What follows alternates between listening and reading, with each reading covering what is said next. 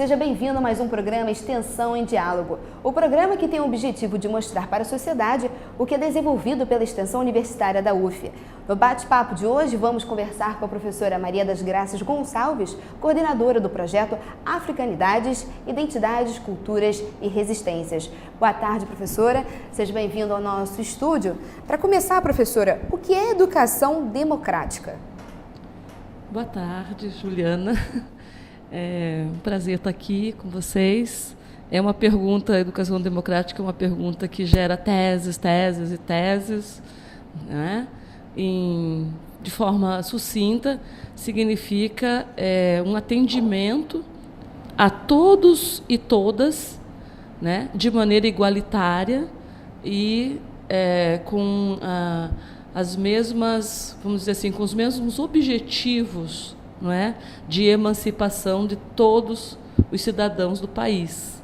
Então, a verdadeira educação democrática não pode ter hierarquias, ter grupos excluídos, não pode excluir formas de linguagens, culturas, não é? Então, a verdadeira educação democrática, ela precisa abarcar, né, todas as nuances de populações e de interesses de todos que entram na escola. Tá certo. Professora, por gentileza, você vou pegar uma colinha aqui. Você pode nos explicar para a gente a respeito da Lei 10.639, sancionada em 2013, e também a Lei 11.645, já em 2008, que faz no tocante da formação de profissionais de educação. Como é que esse contexto todo abrange dentro do projeto? Bom, a Lei 10.639, que é de 2003, não é 13, é 3, ela foi assinada pelo governo Lula, né, na época, o Lula na presidência, e é uma lei que modifica a Lei Nacional de Educação, a LDB. A Lei Nacional de Educação, no seu artigo 26, ela foi modificada para incluir esta Lei 10.639, que obriga todos os níveis de ensino, todas as modalidades de ensino, a incluírem os conteúdos de história da África e da cultura dos africanos e dos afro-brasileiros em todos os currículos escolares, em todos os níveis de ensino. E a 11.645, que ela é sancionada mais tarde, em 2008, pelo mesmo presidente Lula, ela vai alterar essa 10.639 de modo a incluir a história dos indígenas brasileiros e da cultura indígena também nos currículos escolares. Então, essas duas leis, elas são muito importantes nesse sentido de alcançarmos uma democracia plena na escola, na medida que, até então, as escolas não incluíam essas histórias e essas culturas de maneira plena dentro dos seus currículos e das suas metodologias e ações escolares. E agora, atualmente, depois dessa legislação que foi sancionada em 2008, os cenários das escolas estão respeitando essa legislação? Elas são obrigadas a respeitar, não é? Eu respondo mais, através do meu projeto, o entendimento da Lei 10.639, né? Porque o nosso projeto é voltado para a população, para as camadas da população afrodescendentes, não é? Então, ela é uma lei que assim, tem um aspecto político muito forte para o nosso país, para a sociedade como um todo, e ela também é uma lei que esbarra em muitos obstáculos. O principal obstáculo que essa lei esbarra é o racismo e o preconceito presente em todos os setores da sociedade. Então, a educação não estaria, né, isenta, na medida em que a educação representa essa mesma sociedade na qual ela é criada, né? Neste caso, o grande entrave, né, do cumprimento dessa lei é exatamente desconstruir o racismo presente dentro de todas as pessoas, o racismo contra as pessoas negras, pretas, ou então que tenham traços, né, de descendência de africanos. Por isso, essa lei é uma lei que demora, ela não é uma lei que, assim, que logo que ela foi sancionada, ela é bem aceita. Ela precisa de um extenso trabalho, sabe, de transformação dentro e fora da escola, né, com todas as pessoas que se relacionam com a escola, inclusive com a comunidade que circula a escola, não apenas com os docentes e os gestores, para que essa lei seja cumprida. Ela vem sendo trabalhada, né? Nós temos o braço forte do movimento negro, que atua nessas cobranças, sabe? Mas realmente é uma lei que vai de encontro a uma ideologia muito forte, que é uma ideologia branca da nossa sociedade. Então, nós que somos assim, os beneficiados dessa lei, né, por incluir o nosso tema dentro das escolas, nós sabemos que não é uma mudança que acontece de maneira muito rápida, mas é por isso que a gente trabalha tanto e com afinco para que ela seja cumprida. Tá certo. E quais são as propostas metodológicas para a educação verdadeiramente democrática e também emancipatória para o atendimento também dos afro-brasileiros? Então, essa lei ela tem assim algumas nuances interessantes, porque não se trata apenas de incluir um conteúdo novo, né?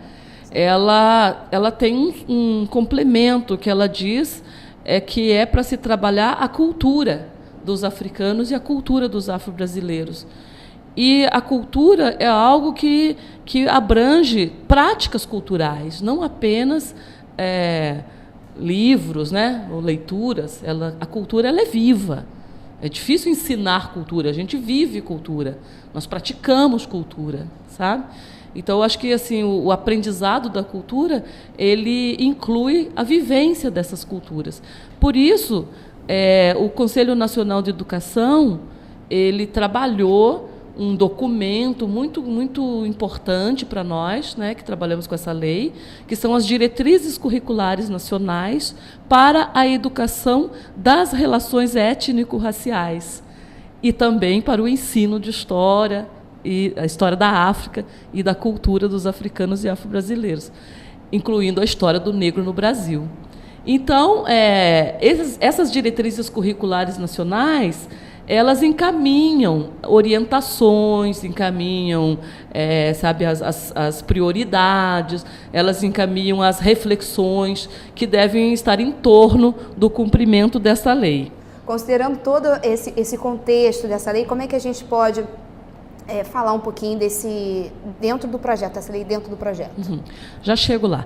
Então, quer dizer, a gente ainda, terminando essa questão das diretrizes nacionais, ela demonstra que existe assim uma postura política a ser modificada e levando a que essas metodologias novas, que você me perguntou, elas incluam novas ações, que são realmente as ações para novas relações étnico-raciais na escola, né? E, com isso, enfrentando esse problema do preconceito, né? Agora, em relação ao nosso projeto, ele é voltado para a formação de professores, né? Em atividade já, os professores que já estão em exercício. Ele é um projeto que sai da universidade e trabalha com os professores nas escolas.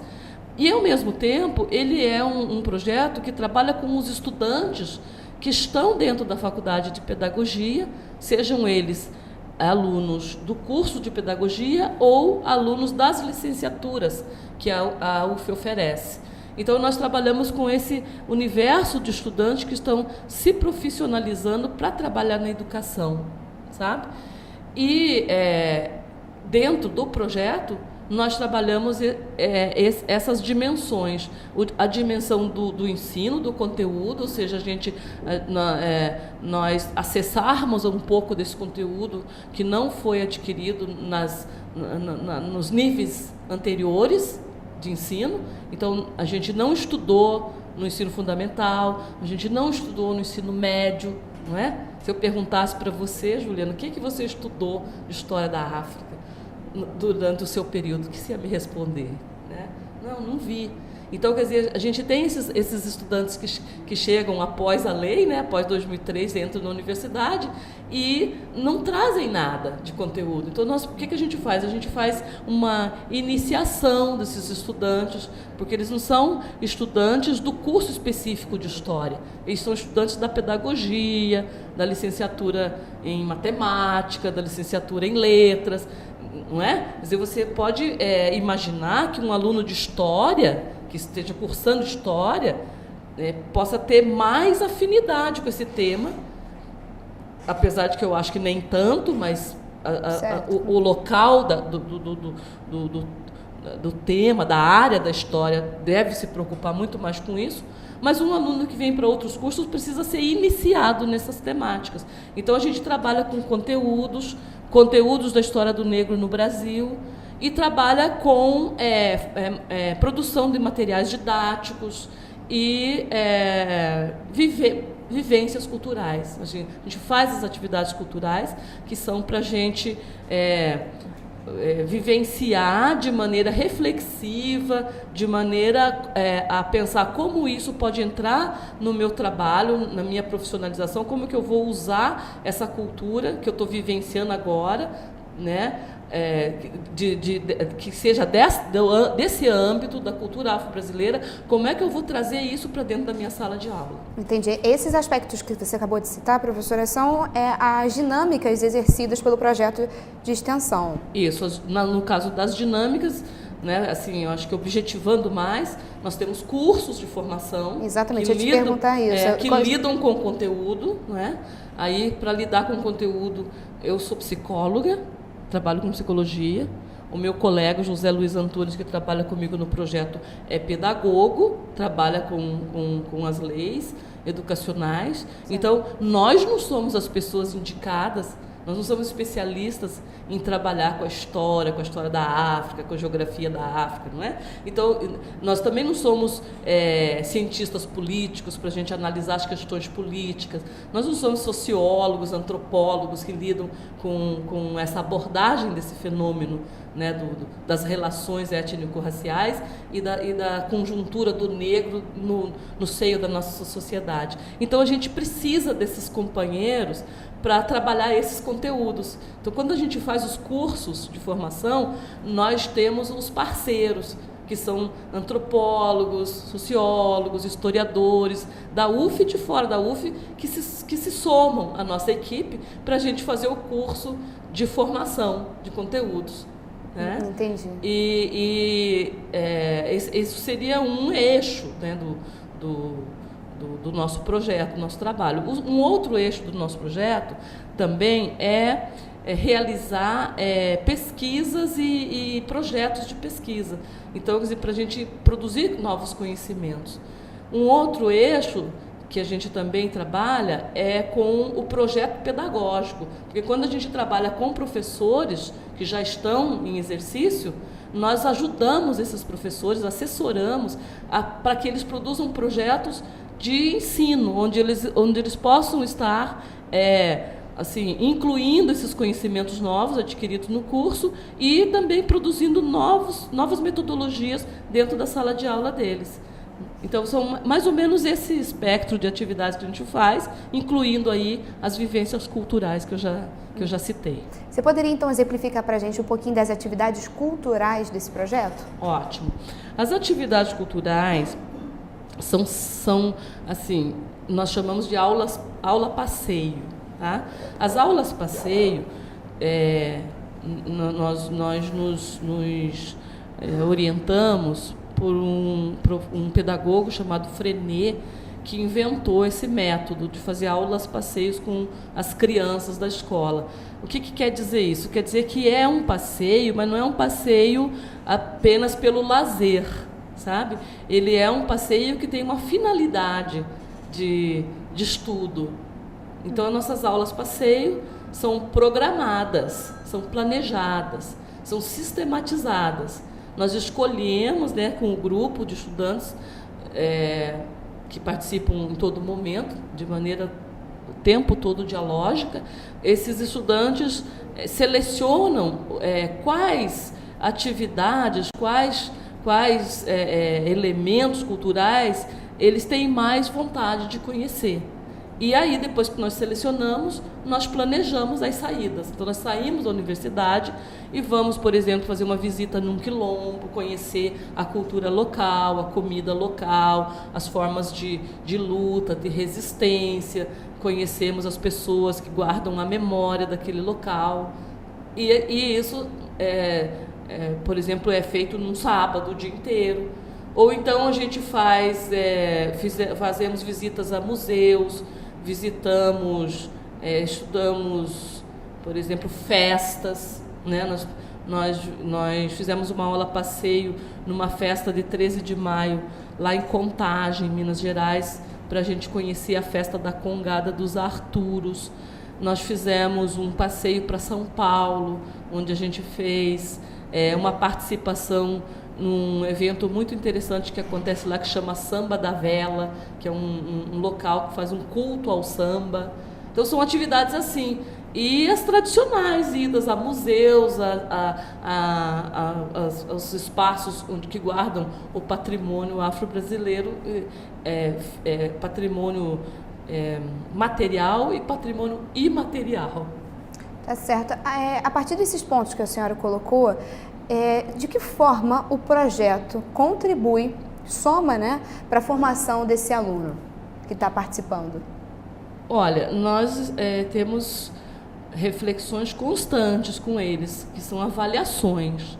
A cada período, né, relativamente curto, vamos dizer assim, semestralmente, a gente avalia nossas atividades, não é? E avaliamos também o que esse projeto alterou na vida desses estudantes. E assim, o que a gente mais ouve, né, o que mais fortalece a continuação do projeto é quando esses alunos dão seus depoimentos de como eles modificaram a si mesmos a partir dessas vivências, a partir do conhecimento, né? Porque o primeiro passo é o conhecimento de que o negro tem um negro brasileiro, o negro africano que chegou no Brasil, produziu uma história, produziu uma nação, sabe? Ele produziu uma resistência espetacular, né? Às condições que o aguardavam aqui, né? Então, quer dizer, quando o aluno estuda isso e quando o aluno percebe que é uma história de orgulho, uma história de muita produção, da importância do negro, da mão negra na construção do país, o aluno passa a se orgulhar de ter esse elemento em si, entendeu? Porque nós temos, a maioria dos nossos alunos ou são mestiços ou são alunos negros, que acabam se transformando a si mesmo, conhecendo sua própria história.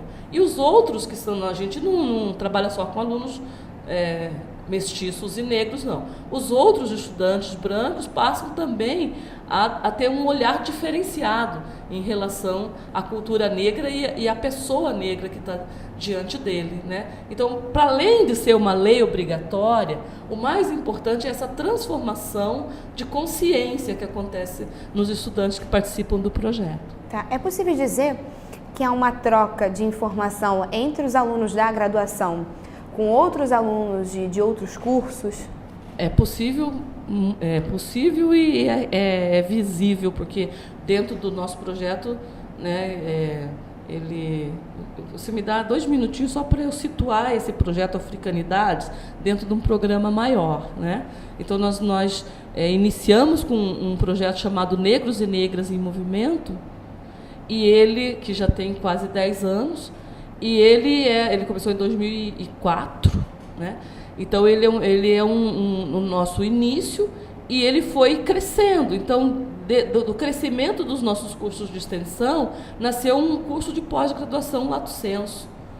Desse curso de pós-graduação Lato Sensu, nasceram grupos de pesquisas e grupos operativos de pessoas, né, que estão já na profissão e que se encontram usualmente nas nossas ações. Quando a gente faz um seminário, uma conferência, uma apresentação de pesquisas, de projetos, os antigos e os novos geralmente se interagem, não é? Então, esses estudantes da graduação que estão no Africanidades, que é o projeto que está em questão aqui, eles nos dão o suporte para as outras atividades. Eles têm são bolsistas de várias dimensões aí do trabalho que a UF oferece. Então, a gente tem, por exemplo, bolsistas de iniciação à docência, bolsistas de extensão, bolsista de PIBIC. E esses alunos, eles interagem com todos os outros, inclusive com os alunos da pós-graduação e com os professores da rede. Entendeu? Então, uma das atividades que a gente faz, que é muito rica, é quando esses estudantes vão executar oficinas e trabalhos nas escolas.